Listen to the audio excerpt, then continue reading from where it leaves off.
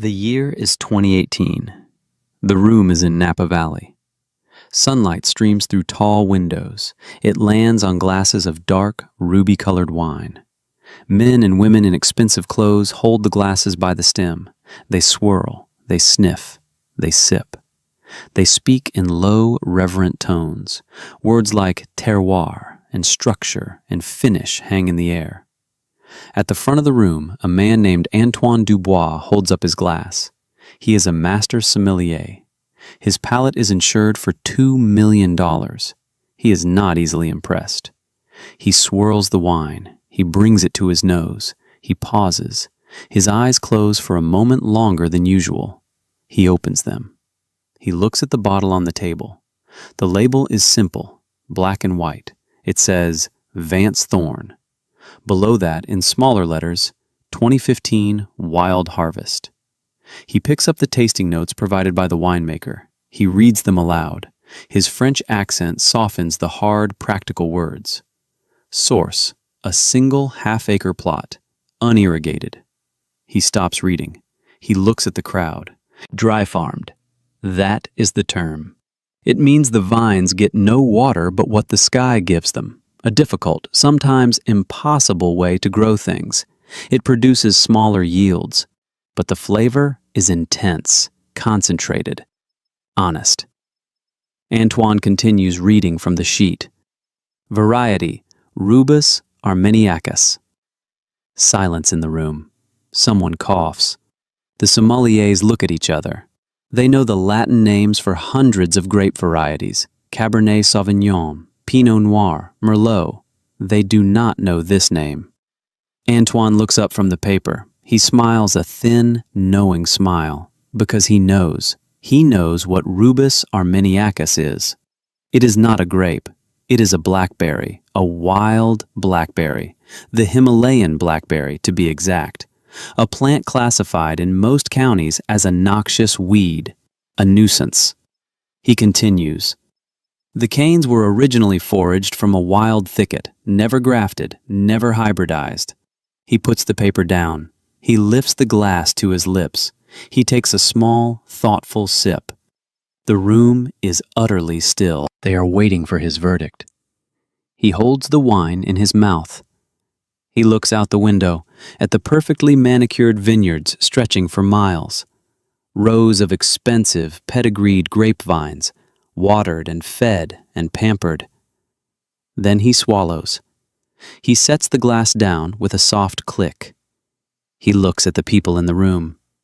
Then he says a single sentence. This wine should not be possible. 15 years earlier, a different room. A small office in the back of a county agricultural co-op.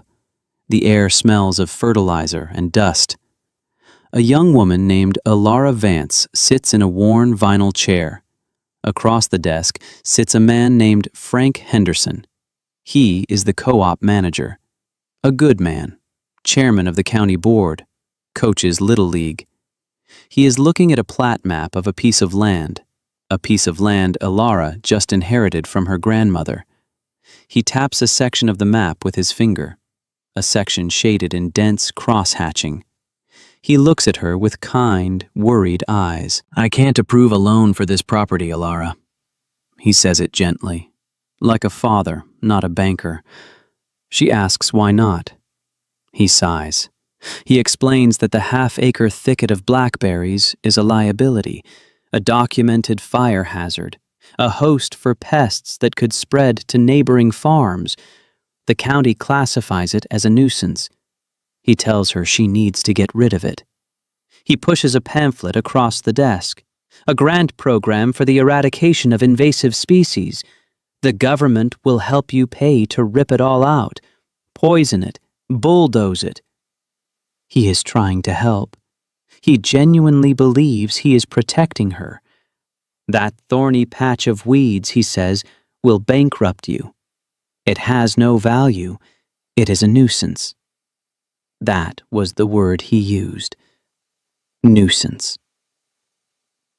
This channel tells the stories of the people who hear that word. The people who are told their ideas have no value.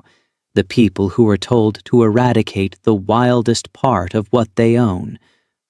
If you believe those stories need to be told, subscribe to this channel. Because the gap between nuisance and impossible is where the best stories are found. And you need to hear the rest of Alara Vance's story.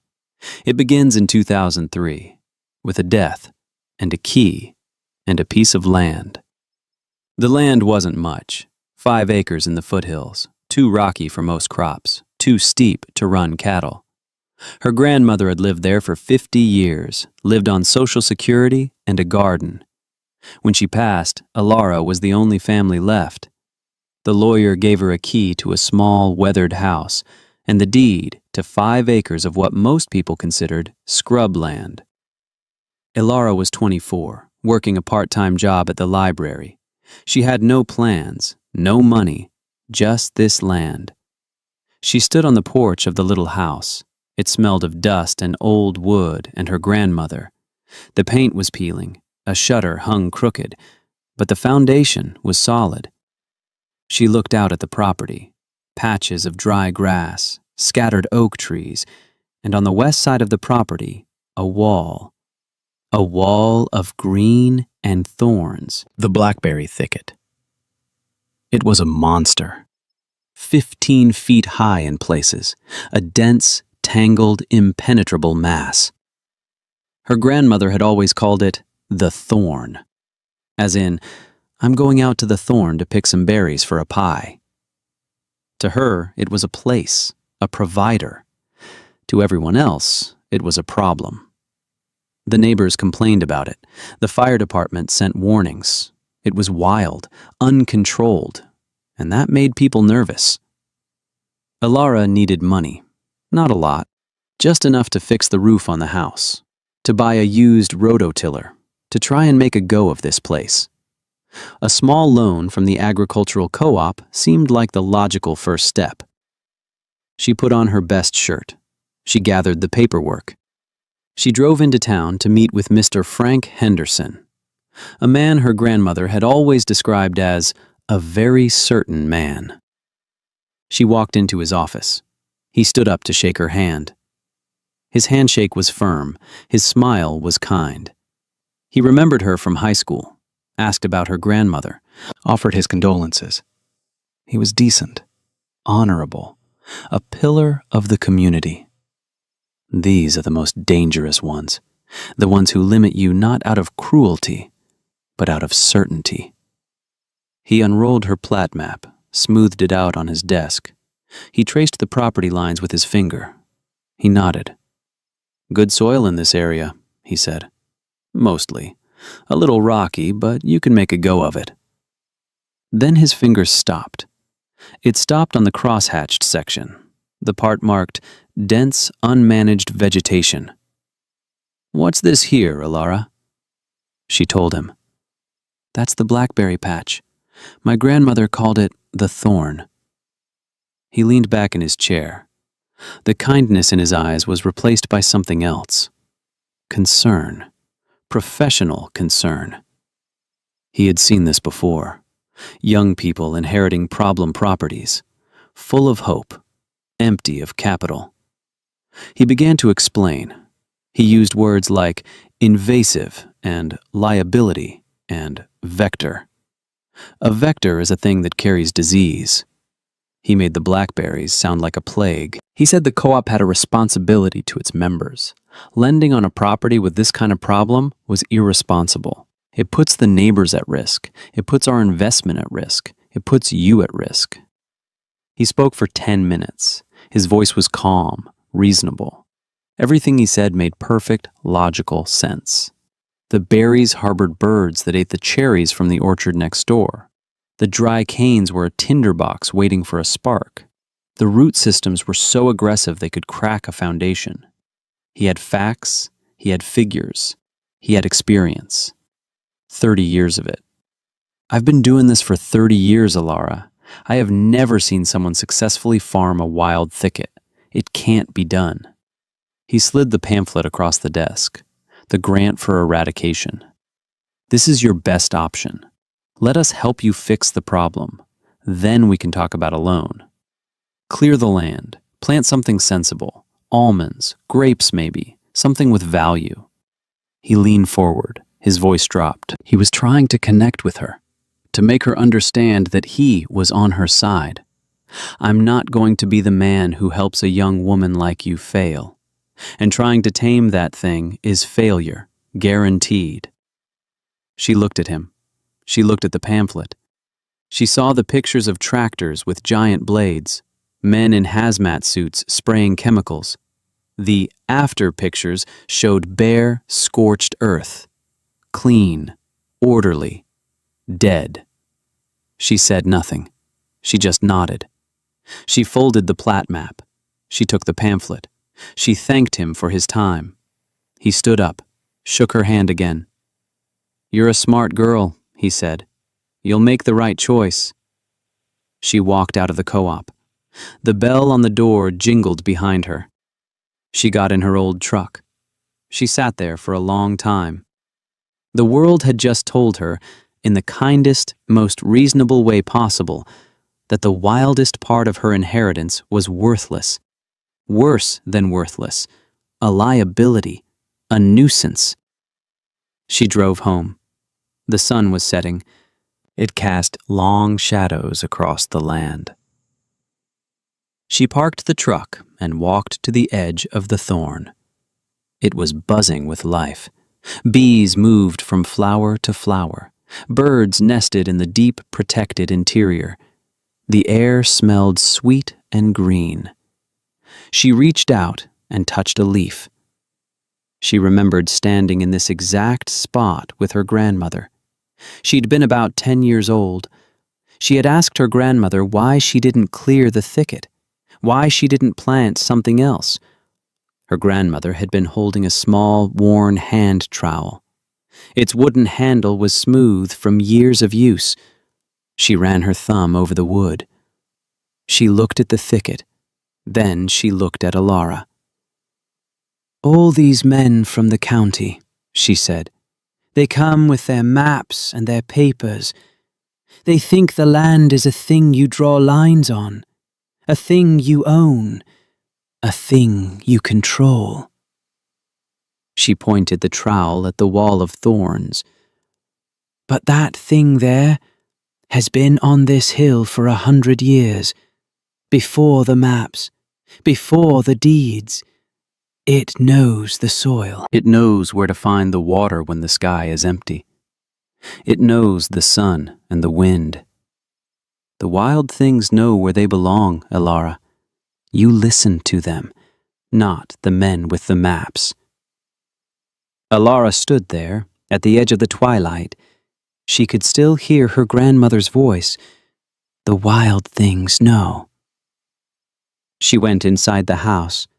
She made a cup of tea. She sat at the small kitchen table. She took out the pamphlet Mr. Henderson had given her, a guide to noxious weed eradication. She looked at it. Then she stood up. She walked to the wood-burning stove in the corner.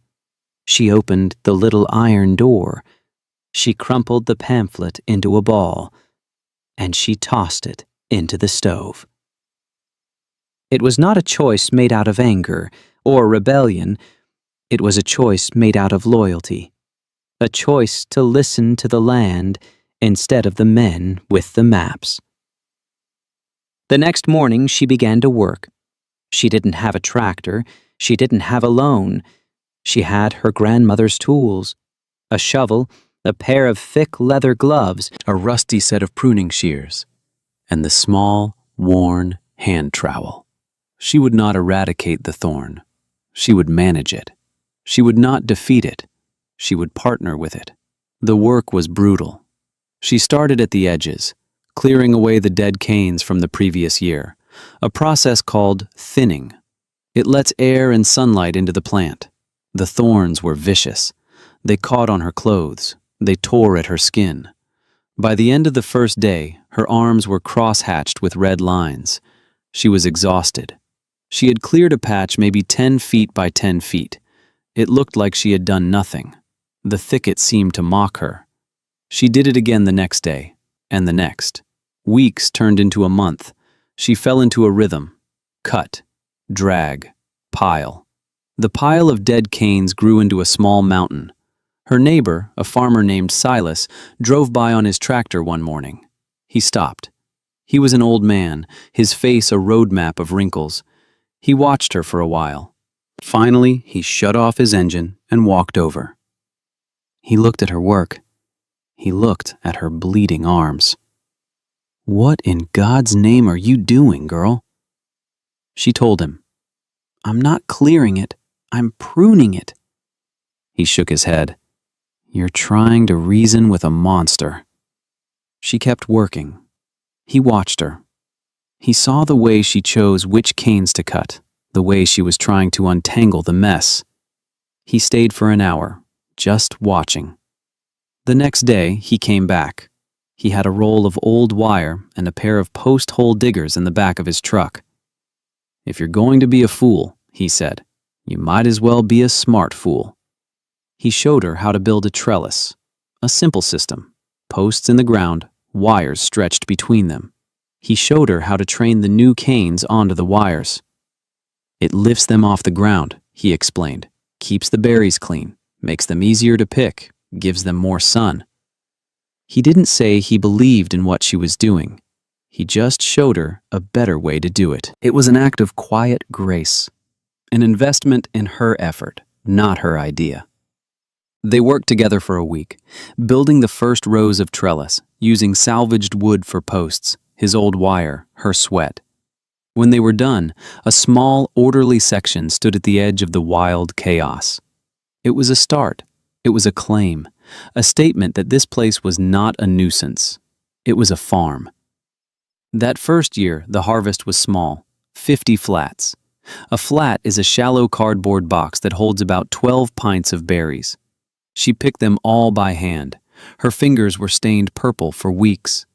She loaded the flats into her old truck. She drove to the Saturday farmers market in town. She set up a small folding table. She made a hand-painted sign, "Vance Wild Blackberries." People walked by. They saw the berries. They were smaller than the ones in the grocery store. They had more seeds. They weren't as perfectly uniform. Some people scoffed. "You're selling those? My whole back fence is covered in them." Another farmer came over. He was kind. He tasted one. "Good flavor," he said, "but honey, you can't compete with the big farms in Watsonville. They ship them in by the truckload, perfectly round, no thorns." She sat at her table for 6 hours. She sold 10 flats. Mostly out of pity, she thought. She made $50. It cost her $20 in gas to get there. She drove home with 40 flats of unsold berries. The sun was setting. She felt the sting of failure. Maybe Mr. Henderson was right. Maybe her grandmother was just a sentimental old woman. Maybe she was trying to farm a memory. Have you ever felt that? Have you ever poured your heart and your body into something, only to have the world look at it with indifference? To be told, not with malice, but with a shrug, that your work has no value? Tell us about it in the comments below, because that feeling of worthlessness is a wall, and Alara was standing right in front of it. But what she did next is why this story is being told. She didn't quit. She didn't plow it under. She got creative. She took those 40 flats of berries. She spent the next week in her grandmother's kitchen. She found the old canning supplies, the big pots, the glass jars. She made jam, blackberry jam, using her grandmother's recipe: berries, a little sugar, lemon juice. That's it. She filled 200 jars. She made simple labels by hand. Vance Thorn Jam. The next Saturday, she went back to the market. She had her 10 flats of fresh berries and 200 jars of jam. She offered people a taste, a small spoonful on a cracker. They tasted it. Their eyes widened. The flavor was incredible, intense, sweet, and tart. It tasted like the sun and the soil. It was the taste of something wild. She sold every single jar. She sold all 10 flats of berries to people who wanted to try making their own. She drove home with an empty truck and a cash box full of money. It wasn't a lot. After the cost of the jars and sugar, she had cleared about $400. But it wasn't about the money. It was proof. Proof that there was value here. It just wasn't where everyone else was looking. The next year, she did it again. 2005. The canes on the trellises were stronger. She had learned how to prune them better, to sacrifice quantity for quality. The harvest was 70 flats. She sold it all, berries and jam. She broke even for the year. She paid her property taxes with cash. Frank Henderson saw her at the post office. He asked how she was doing.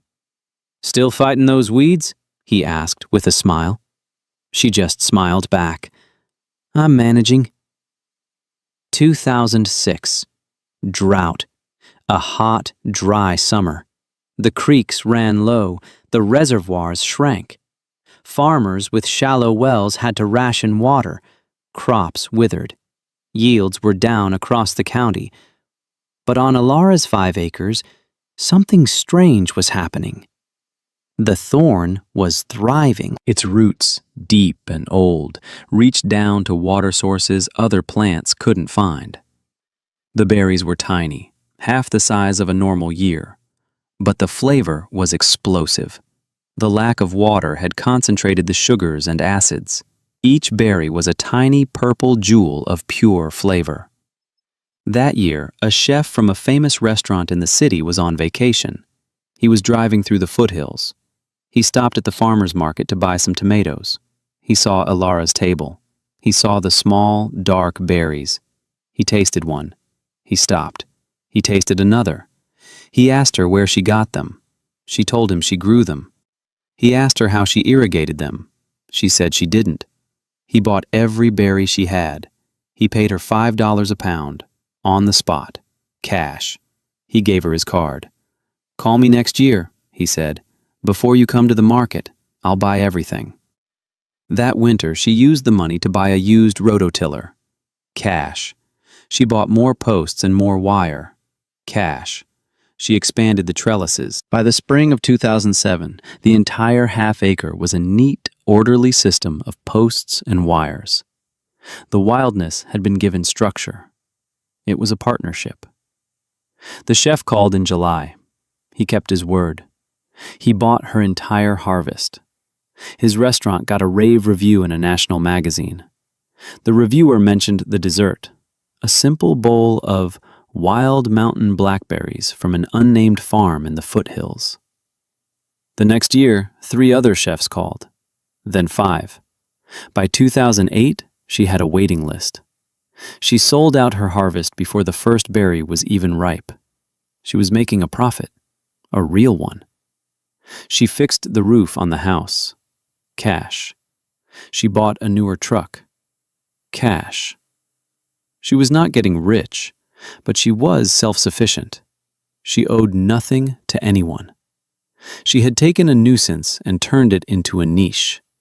She had listened to the wild things. And then, one afternoon in August, a car drove up her long gravel driveway. A nice car. A man got out. He was wearing a linen shirt. He looked like he belonged in Napa Valley, not the dusty foothills. He introduced himself. Julian Croft, a winemaker. He had heard about her berries from one of the chefs. He was intrigued. He asked if he could see the plants. Alara walked him out to the thorn. He didn't say much. He walked the rows. He touched the leaves. He examined the soil. He picked a ripe berry and put it in his mouth. He closed his eyes. He stood there for a full minute, just tasting, thinking. "Where is your well?" he asked. "I don't have one," she said. "How do you irrigate?" "I don't. The wild things know how to find water." He looked at her, a long, appraising look. He saw the faded jeans, the scars on her arms from the thorns, the quiet confidence in her eyes. He understood. He was a man who understood terroir, the idea that a place has a taste, and that you can't force it, you can only listen to it. "I want to buy your entire harvest," he said. "Next year, and the year after that. I want an exclusive contract." Elara was hesitant. She had her chefs. They were loyal. He understood. He named a price, $11 a pound. It was a shocking number, more than double what the chefs were paying, enough money to change her life. "Why?" she asked. "Why so much?" He looked out at the rows of canes shimmering in the heat. "Because," he said, "I'm not buying blackberries. I'm buying this place. The sun, the soil, the struggle. I want to put all of that in a bottle." They shook on it. A contract was drawn up. But there was a condition. For the price he was paying, the berries had to be picked and delivered in certified containers, weighed on a certified scale, to ensure he was getting exactly what he paid for. There was only one place in the county with a certified scale and the right kind of containers: the agricultural co-op. Elara hadn't set foot in there for 5 years. She walked through the door. The bell jingled. The place smelled the same: fertilizer and dust. Frank Henderson was behind the counter. He was older now, grayer, but he still had the same kind smile. He saw her. His smile widened. "Elara Vance. Well, I'll be. Good to see you." She said it was good to see him, too. "How's that little place of yours? Did you ever get around to clearing out that Nuisance berry patch?" He said it with a chuckle, a shared joke about her youthful foolishness. She didn't smile. She just looked at him. "Actually, Frank, that's why I'm here. I need to order some containers, and I need to arrange to use your scale." He looked confused. "The scale? What for?" "I have a buyer for the berries," she said. "He wants them weighed on a certified scale." Frank leaned on the counter. He was still smiling, but it was a different smile now, a little condescending. "A buyer? For those things? Who in their right mind is buying wild blackberries?" She let the question hang in the air for a moment. Then she answered, "A winemaker. His name is Julian Croft." The smile vanished from Frank Henderson's face. He knew that name. Everyone in agriculture knew that name. Julian Croft was a legend, a genius. "What's he paying you?" Frank asked. The question was too direct, a little rude, but she answered it. She didn't say it with pride or triumph. She said it like a fact, like stating the weather. $11 a pound. Frank Henderson went silent. His brain, a brain that had been calculating crop yields and market prices for 30 years, started to do the math. A half acre. Managed properly, that could yield, what? Maybe 2,000 pounds? Maybe 2,500 if she was good. 2,500 pounds times $11. His eyes unfocused for a second. $27,500. From a half acre of weeds. From a nuisance. He looked at her. Really looked at her. He saw that she was not the same young woman who had sat in his office 5 years ago. The uncertainty was gone. She had been tested against the land, and she had won. He felt something he couldn't quite name. It wasn't anger. It wasn't jealousy. It was the quiet, hollow feeling of being profoundly wrong, of having your certainty shattered by a fact you couldn't argue with. He had offered her a pamphlet on how to kill her dream, and she had turned it into this. He cleared his throat. He stood up straight. He became the co-op manager again. "All right then, let's get those containers ordered for you." That was it. No apology, no admission, just business. But Elara knew. Proving someone wrong who thinks they're being kind is the loneliest victory there is. There is no celebration, no "I told you so." There is only the quiet, devastating truth. The wine was first released in 2011. It was called Vance Thorn. It sold out in a week. The critics were baffled and amazed. They wrote about its feral elegance and astonishing complexity. Julian Croft's winemaker notes on the back of the bottle never failed to mention Ilara. He told the story, how she had refused to eradicate the nuisance, how she had listened to the wisdom of the wild things. Ilara's life changed. The money gave her freedom. But she didn't change her life. She didn't move. She didn't buy a fancy car. She kept her old truck. She kept her hands in the dirt. The first thing she did with the new money was buy the 20 acres of undeveloped land behind her property. Cash. Not to farm it, but to protect it. To keep the watershed pure. To ensure the thorn always had the water it needed. Then she did something else. She went to the local community college. She met with the head of the agriculture department. She established a scholarship, the Vance Thorn Scholarship, a $5,000 grant given each year to a female student pursuing a degree in sustainable agriculture, with a special preference for students working on projects involving native or non-traditional plants, the so-called weeds, the nuisances. The first recipient was a young woman named Maria. She was studying the native grasses of the foothills, trying to find drought-resistant species for livestock grazing. The scholarship allowed her to finish her research. Today, her work is being used by ranchers all over the state. The next recipient was studying wild grapes. The next, elderberries. The legacy wasn't just a wine. It was a new generation of growers and thinkers. A generation taught to see value where men like Frank Henderson only saw liability. It was a ripple effect, started by one woman on 1/2 acre of land with a set of old hand tools and a promise she made to her grandmother, a promise to listen to the wild things. Today, if you visit Ilara's farm, not much looks different. The house has a new coat of paint.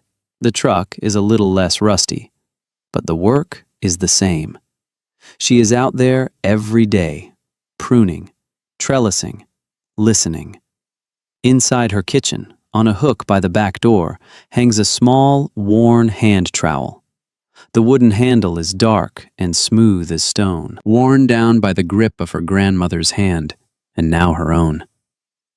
Sometimes at the end of a long day, she will take it down from the hook. She will hold it. She will run her thumb over the wood. It is not an antique. It is not a trophy. It is a reminder. A physical piece of the past. A reminder that the most valuable knowledge is not always found in books or reports. Sometimes it is found in the calloused hands of the people who came before you. It is a reminder that the most dangerous limitation is the one imposed by someone who genuinely believes they are protecting you. Certainty about another person's capabilities, delivered with kindness, is more damaging than outright hostility. Because you cannot fight it with anger, you can only disprove it. With decades of work, with the quiet evidence of your own success. Right now, somewhere in the world, someone like Ilara is sitting in an office, across from someone like Frank. They are being told their idea is a nuisance. Their passion is a liability. Their dream is a weed that needs to be eradicated. They are being handed a pamphlet on how to kill the wildest, most valuable part of themselves.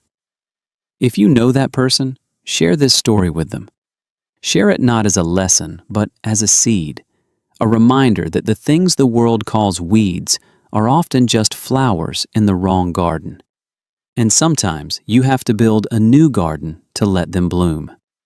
Subscribe for more stories about the quiet gardeners of the world, the ones who prove the men with the maps wrong, one wild harvest at a time.